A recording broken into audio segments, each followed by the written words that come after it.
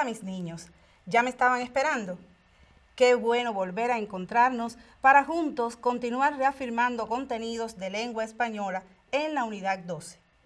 ¿Sus familiares también están? ¡Qué bien! Los maestros seguro fueron muy puntuales. Entonces, si ya está el equipo completo, comencemos. Es posible que estas emisiones televisivas los acerquen un poco más a sus escuelas, a sus maestros, que les parezca que están ahí, porque las casas se han convertido en aulas y yo me he convertido en su maestra, para mi satisfacción. Todos los temas o la mayoría de los temas que vamos a trabajar hoy servirán para ejercitar contenidos que después ustedes podrán resolver sin muchas dificultades. Los familiares, por favor, si no pueden grabar la emisión, ayúdenme tomando notas de los ejercicios y de algunas posibles respuestas para que puedan trabajar después. A propósito, realizaron las actividades que les orienté en el encuentro anterior, ¿verdad? Luego de analizar y comprender los significados de las palabras de la página 162 de sus libros de lectura, seguramente pudieron argumentar con facilidad su opinión sobre el comportamiento de Guille en Una aventura peligrosa. Además de reconocer que la expresión movible azul lleno de espumas se refería a la inmensidad del mar y que en la batalla de la fuerza contra la astucia, la fuerza era la del pez aguja, por supuesto, contra la picardía y artimaña de Juan para vencerlo. Fue realmente una aventura peligrosa lo que protagonizó Guille al interponerse entre la aguja y el cuerpo de su compañero para salvarlo. ¿Ustedes hubieran hecho lo mismo en una situación similar? Seguro que sí. Miren, en sus libros solo aparece un fragmento del relato. Aquí yo les traigo esta versión que pueden consultar cuando termine toda esta situación por la epidemia del coronavirus para que puedan leer el texto completo. ¿Lo van a hacer? Eso espero. Doralina de la Caridad Alonso y Pérez Corcho, más conocida como Dora Alonso, es la autora de esa obra. Fue una destacada escritora, dramaturga, poeta y periodista cubana que dedicó gran parte de su vida a concebir textos para niños. Les queda pendiente también buscar algunos y leerlos. Y en cuanto al dictado, ¿pudieron copiar el primer párrafo de la lectura como les orienté? Espero que no hayan cometido muchos errores. Fíjense, si alguno tuvo más de 3, tiene que mostrar un poco más de preocupación por mejorar la ortografía. Debemos lograr que nuestra escritura sea correcta. De igual forma, espero que hayan realizado el resto de las actividades orientadas. Vamos a ver qué precisiones les traigo para este encuentro. Van a realizar la ejercitación de la lectura oral y en alta voz y la comprensión de los textos leídos. Reconocimiento del lenguaje figurado, la ejercitación de los tiempos verbales simples del modo indicativo,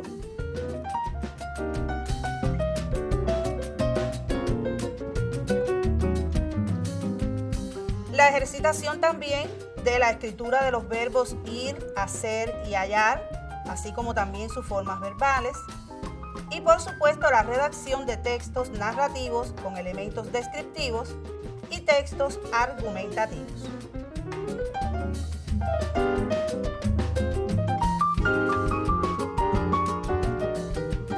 Continuaremos trabajando en el libro de lectura para ejercitar los contenidos en las páginas desde la 153 a la 186 y las páginas de la 113 a la 121 del libro de español.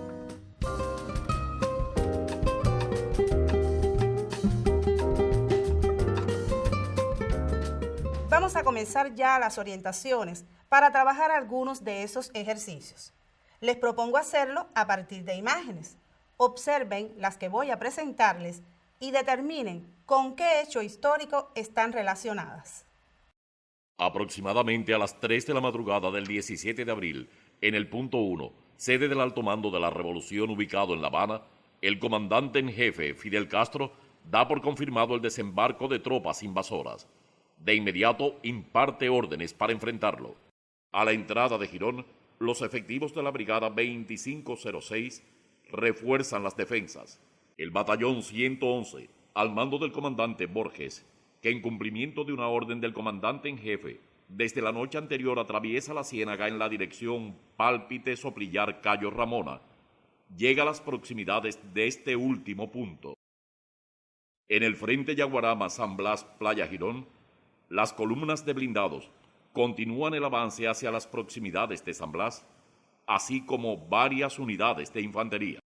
Al amanecer del 19, los pilotos Enrique Carreras y Álvaro Prendes avistan los aviones enemigos que se dirigen a atacar las fuerzas revolucionarias que avanzan sobre Playa Girón. Ambos son derribados.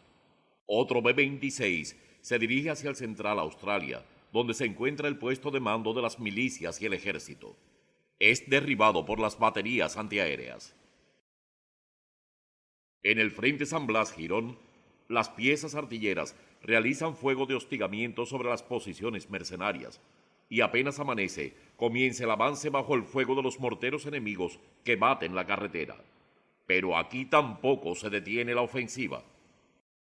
Poco después, comienza el avance por la carretera de Yaguaramas con 8 tanques y la infantería detrás. En el camino de la costa se produce el primer y único combate de las fuerzas contendientes. Una compañía del batallón 3 de la brigada hace contacto con una avanzada de 20 hombres del batallón 326. La compañía que avanzaba detrás del tanque enemigo se retira. Los efectivos que avanzan sobre los arrecifes llegan hasta una trinchera, donde ocultos los mercenarios les disparan a boca de jarro. Aparecen varios tanques y estalla un feroz combate. Un cañón, al disparar, hace impacto en un tanque enemigo, ocasionándole bajas. La decisión de seguir avanzando determina el desenlace del combate a favor de las fuerzas revolucionarias. El batallón 3 de la Brigada Mercenaria inicia una contraofensiva, pero las heroicas milicias prosiguen el avance y el batallón 3 emprende la retirada de manera desorganizada. El pueblo de San Blas es recuperado por las fuerzas revolucionarias. Poco después, la columna que avanzaba por la carretera de Yaguaramas se une a las tropas que recuperaron San Blas en dicho pueblo. 5 aviones de las FARC se dirigen a Girón y atacan el aeropuerto, el poblado y disparan sobre las embarcaciones en las que huyen los mercenarios. Las tropas revolucionarias entran en Playa Girón. Quizás necesitaron poco tiempo para darse cuenta de que las imágenes que observaron están relacionadas con los sucesos de Playa Girón, ocurridos del 15 al 19 de abril de 1961 y que constituyeron la primera gran derrota del imperialismo yanqui en América. Como ya conocen, esos acontecimientos tuvieron lugar en la provincia de Matanzas, específicamente en la playa que tiene el nombre de Girón y en sus alrededores.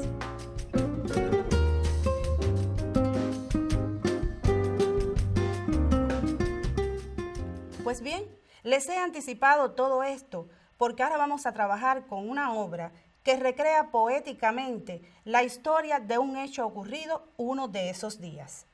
Su título, Elegía de los Zapaticos Blancos. Escrita por el destacado poeta Jesús Horta Ruiz, el indio Naborí. ¿Conocen ustedes lo que es una elegía? Les digo que en este caso se refiere a una composición poética que lamenta la pérdida de una persona o un acontecimiento desagradable. Localicen esta obra en sus libros de lectura en la página 153. Estos vocablos aparecen en el texto y puede ser que también desconozcan sus significados. Les preciso. Redimido es algo libre, exento, suelto, liberado.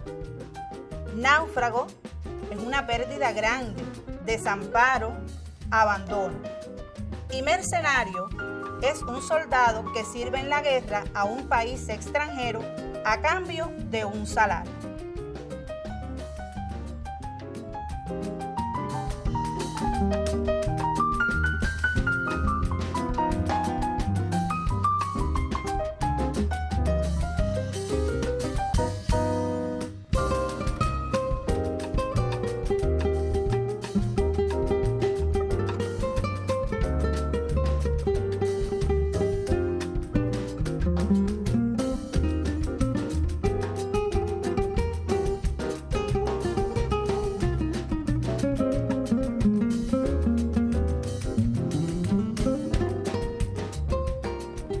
Elegía de los zapaticos blancos.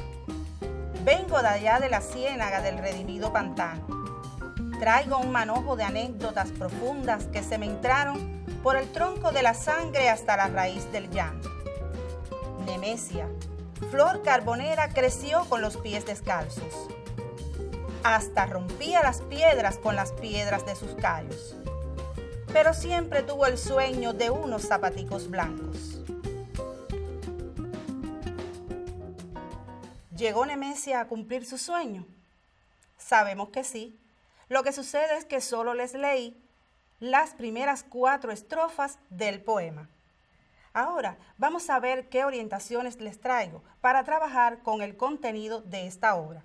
Algunas aparecen en la página 155. Aprecien 2 ejemplos de expresiones en lenguaje figurado que el autor emplea. Traigo un manojo de anécdotas. ¿Qué significado tendrá en el texto la palabra manojo? Seguramente infieren que ahí manojo es sinónimo de puñado, de muchas. Trae un puñado, muchas anécdotas. Y en la otra, sobre su casa guajira volaban furiosos pájaros. ¿A quién representa el verso subrayado? Claro, se refiere a los aviones del enemigo que volaban muy bajo y bombardeaban las casas. Frases como estas, sin dudas, enriquecen lo que ha querido expresar el autor. ¿Qué otras actividades se pueden realizar para trabajar la comprensión del poema? Les ejemplifico. Fíjense, observen. ¿A qué hecho histórico se refiere este texto? ¿Qué sabes sobre las agresiones del imperialismo hacia Cuba? Argumenta por qué crees que Cuba se mantiene libre y soberana.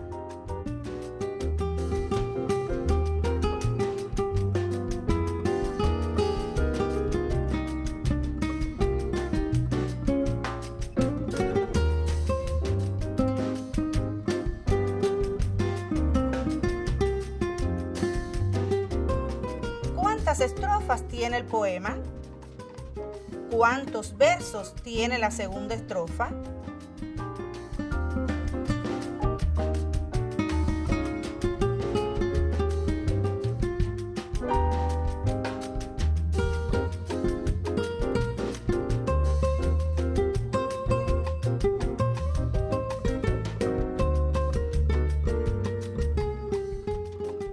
Al leer el poema, encontrarán varias formas verbales y deben reconocer en qué tiempo están conjugadas.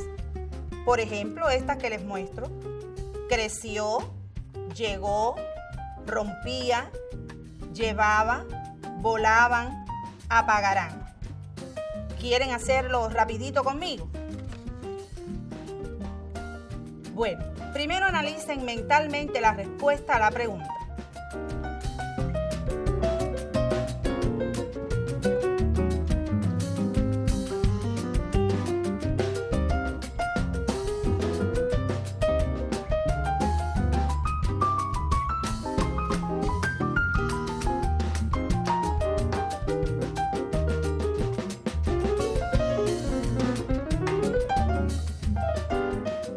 ¿Ya? Vamos a ver. La forma verbal creció está conjugada en la tercera persona del singular, tiempo pretérito. Rompía en la primera o tercera personas del singular, en copretérito. Fíjense la terminación. Llevaba primera o tercera personas del singular también en copretérito. Apagarán segunda o tercera personas del plural en futuro. En tanto, llegó está en la tercera persona del singular tiempo pretérito y volaban aparece conjugada en la segunda o tercera personas del plural en el tiempo copretérito. Por supuesto que en llevaba, aunque la conjugación es la misma para ambas personas gramaticales, en el texto se refiere a la tercera, ella, en este caso Nemesia.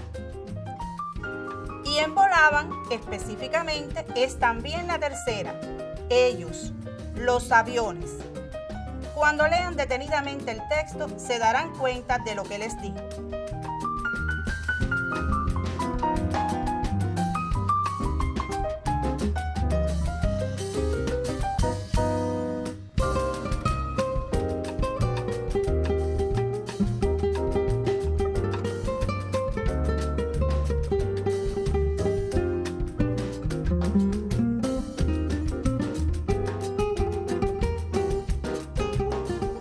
Además, a partir del contenido de la obra, deberán construir un texto argumentativo. ¿Les gusta la idea? Vamos a ver cuál es la orientación. Después de conocer el hecho que nos narra el poema y de saber lo que le sucedió a Nemesia ese día, escribe un texto argumentativo en el que expreses por qué los cubanos condenamos esas acciones mercenarias. Recuerden que cuando argumentamos, exponemos criterios, juicios u opiniones para convencer a los demás de lo que decimos. Ya ustedes están en condiciones de escribir textos extensos, por lo que les sugiero que lo hagan en más de un párrafo.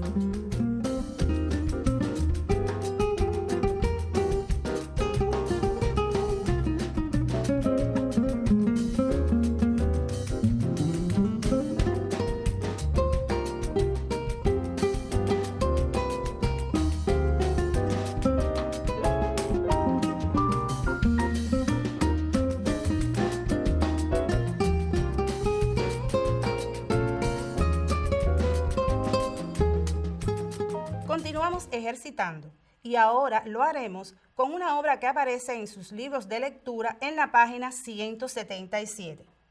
Ahí encontrarán la lectura Los diarios de Martí, escrita por Mirta Aguirre. ¿Qué deben hacer? Localícenla y les digo.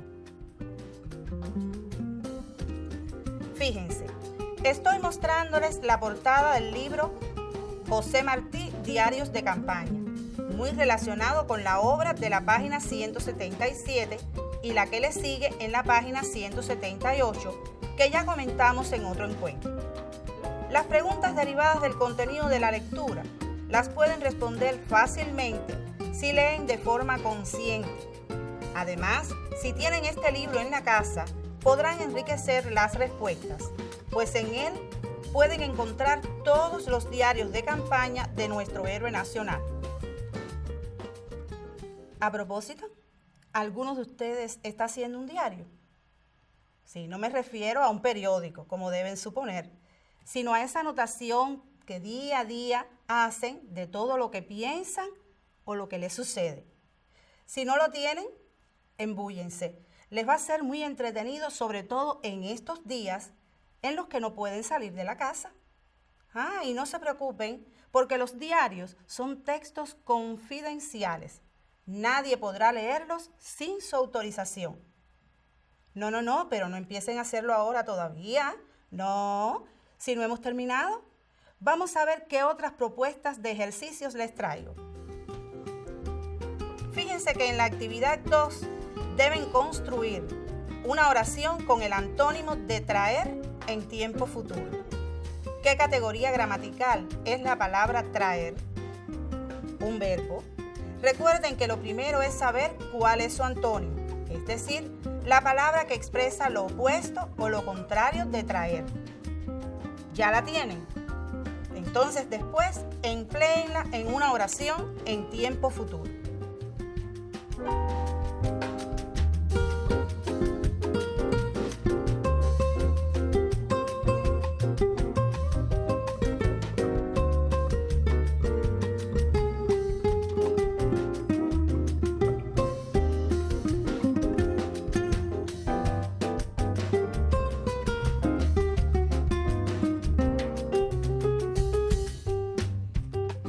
la actividad 3 aparecen 7 oraciones que deben copiar y realizar los ejercicios que se piden.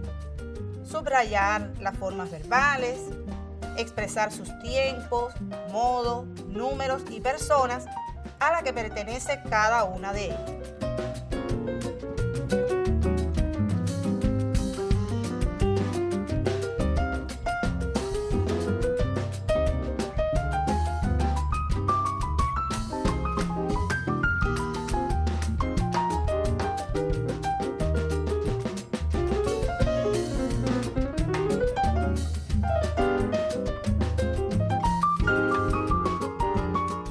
Por ejemplo, en la oración, vivimos en un país completamente libre. La forma verbal es vivimos. Fíjense que ya aparece destacada. ¿En qué tiempo está conjugada? En el tiempo presente. Vivimos ahora. Persona primera. ¿Quiénes vivimos? Nosotros. Número plural y el modo, el indicativo. Así deben proceder con las otras 6 oraciones. Les sugiero que aprovechen la copia de las oraciones de este ejercicio para que las escriban como una muestra caligráfica. Por tanto, deben esmerarse al trazar los rasgos y enlaces de la letra cursiva. Reparen en las letras que deben subir, las que bajan y las que quedan en el medio del renglón.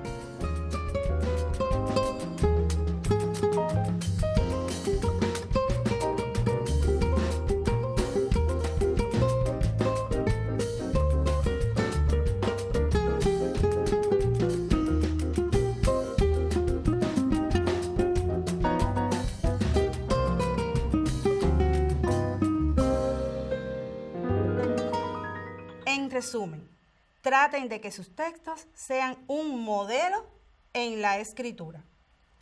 Vamos a aprovechar ahora para continuar trabajando con unos verbos que tienen ciertas complejidades caligráficas, ortográficas y en sus conjugaciones. ¿Ya se imaginan de qué verbos les hablo? Los verbos ir, hacer y hallar. Vamos a ver cuáles son las actividades que les oriento. Realmente les propongo escribir las formas verbales de estos 3 verbos conjugándolos en el tiempo pospretérito. Fíjense, observen el ejemplo. Yo iría, haría, hallaría. Esa es la terminación en el tiempo pospretérito. Completen después el resto de las personas gramaticales. Les recuerdo que tanto la primera y tercera personas del singular como la segunda y tercera personas del plural tienen las mismas terminaciones al conjugarlas. No lo olviden.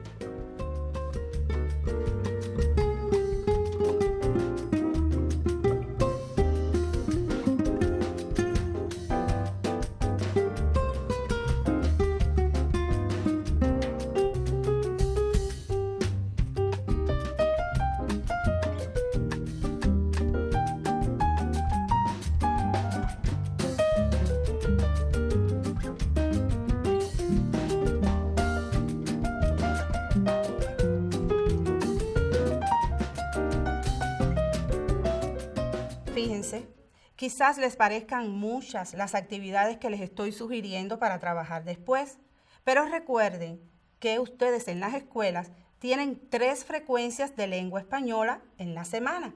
Por tanto, los ejercicios que les proponga deben cubrir esos contenidos. Así que solo deben esmerarse, dosificarlos, dividirlos por días.